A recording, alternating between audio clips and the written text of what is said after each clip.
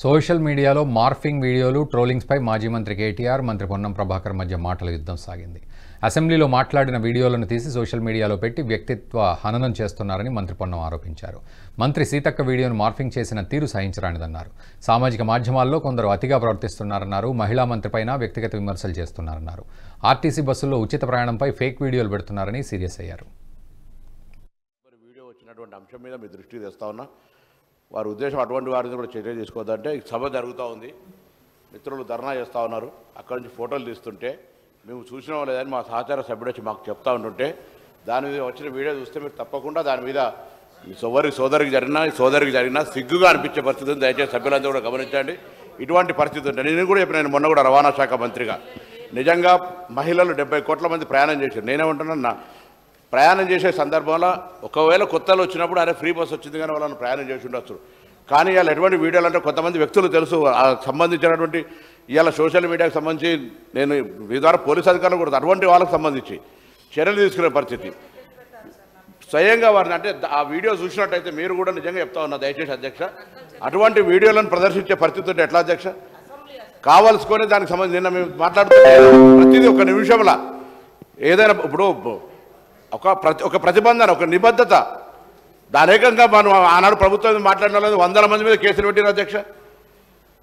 ఒక్కొక్కరికి ఎన్ని రకాలుగా సోషల్ మీడియాలో ఇయ్యాలో నా దగ్గర చెప్తాను. అనేక మంది మేము నా కార్యకర్తలు కేసులు ఎదుర్కొన్నటువంటి పరిస్థితి ఉన్నది. ఇవాళ ఏం మాట్లాడింది కూడా ఉన్న జరిగిన వాస్తవాన్ని ప్రభుత్వ నిర్ణయాన్ని వ్యతిరేకిస్తే ఇవాళ నేరుగా ఇండివిజువల్స్, ఒక మంత్రి, ఒక గిరిజనకు సంబంధించినటువంటి ఒక సోదరి మన మహిళ ఇక్కడ జరిగినటువంటి శాసనసభలో జరిగిన దాని మీద కూడా ఇట్లా నేను అడుగుతాను గౌరవ అమ్మా, నేను మీ గురించి నేను నా పార్టీకి సంబంధించి నేనేం మళ్ళా నేను social media this is running commentary sir అధ్యక్ష, రన్నింగ్ కామెంటరీ. నేను గౌరవ సభ్యులు మాట్లాడిన అంశం మీద నేను రవాణా శాఖ మంత్రిగా నేను గతంలో కూడా మొన్న చెప్పిన ఆర్టీసీకి సంబంధించి మహిళలు ఉల్లిపాయలు తీసుకొని బస్సులలో పోతురని ప్రత్యేకించి ఫేక్ వీడియోస్ తయారు చేసి పెడుతుంటే ఇది మహిళలను అవమానపరిచినట్టు కాదా? ఇలా వాళ్ళకి సంబంధించి అకాండంగానే అవమానపడి ఏం జరిగింది దానికి సంబంధించి రోజు పొద్దున అదే ఎజెండా నిన్నటికి అయిపోయింది. నేను దాని గురించి మాట్లాడాలి ఇప్పటివరకు. మళ్ళీ మీరు నేనేమడుగుతా. దీనిపై మాజీ మంత్రి కేటీఆర్ స్పందిస్తూ భావ వ్యక్తీకరణ స్వేచ్ఛను హరించే చట్టాలు తేవడం మంచిది కాదన్నారు. సభలో తమ సభ్యులు ఎవరూ వీడియోలు తీయలేదన్నారు. అసెంబ్లీలోని కెమెరాలన్నీ స్పీకర్ ఆధీనంలో ఉంటాయన్నారు. కేవలం ఒక పక్షం వైపు మాత్రమే కాదు, ఇరువైపు ట్రోలింగ్స్ చేస్తున్నారన్నారు. సామాజిక మాధ్యమాల్లో వ్యక్తిత్వ హననం జరుగుతోందని, దానిపై విచారణ జరిపించాలని ఆయన కోరారు. హరించే విధంగా కాకుండా మీరు దయచేసి ఈ రకమైన బిల్లులు తెచ్చేటప్పుడు అన్ని రకాలుగా ఆలోచించి తెమ్మని చెప్పాను తప్ప వారు ఇంకొక మాట అన్నారు, అక్కడి నుంచి ఎవరో వీడియోలు తీశారు ఇంకోటి అన్నారు. మా వైపు నుంచి అలాంటిది ఏం జరగలేదు. ఇక్కడ మొత్తం కెమెరాలు మీ ఆధీనంలో ఉంటాయి, స్పీకర్ గారు, మీ సెక్రటరీ గారి ఆధీనంలో, మీ ఆఫీస్ ఆధీనంలో ఉంటాయి. మీరు మొత్తం చెక్ చేసుకోవచ్చు. అలాంటిది ఏమైనా జరిగిందా, జరిగితే మా సభ్యుల వల్ల జరిగిందా, లేదా ఇక్కడ ఉన్న కెమెరాలు ఆ ఏజెన్సీ ఎవరైతే నడుపుతున్నారో వాళ్ళ వల్ల జరిగిందా, ఏ రకంగా జరిగింది మొత్తం చూసుకోవచ్చు. ఏమైనా చర్య తీసుకోవాలనుకుంటే ప్రభుత్వం చట్టాల పరంగా చట్టబద్ధంగా తీసుకోవచ్చు, మాకు అభ్యంతరం లేదు. కానీ ఇవాళ అధ్యక్ష మీరు సోషల్ మీడియా కనుక చూస్తే దాడి ఒక్కరి మీద జరుగుతలేదు అధ్యక్ష. ప్రధానమంత్రి నుంచి మొదలు పెడితే, ముఖ్యమంత్రుల నుంచి మొదలు పెడితే, మాజీ ముఖ్యమంత్రుల నుంచి మొదలు పెడితే అందరి మీద, ఎమ్మెల్యేల మీద, మంత్రుల మీద, స్పీకర్ల మీద, అందరి మీద వ్యక్తిత్వ హననం చేసే కార్యక్రమాలు అన్ని వైపుల నుంచి జరుగుతున్నాయి. దీనికి ఎవరు అతీతులు కాదు, ఎవరు పునీతులు కాదు అధ్యక్ష. ఒక పార్టీ ఏం లేదు.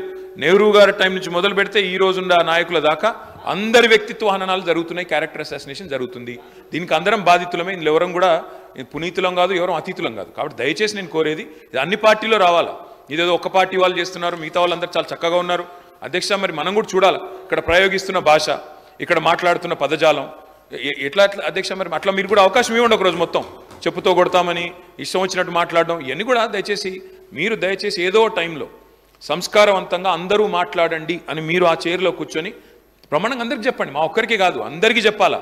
చెప్పినట్టయితే ఒక రూలింగ్ ఇచ్చినట్టయితే అందరం కూడా దానికి బద్దులమై పనిచేస్తామని చెప్పి ప్రభుత్వానికి తెలియజేస్తూ ఈ బిల్లుకు సమర్థిస్తున్నాం అధ్యక్ష.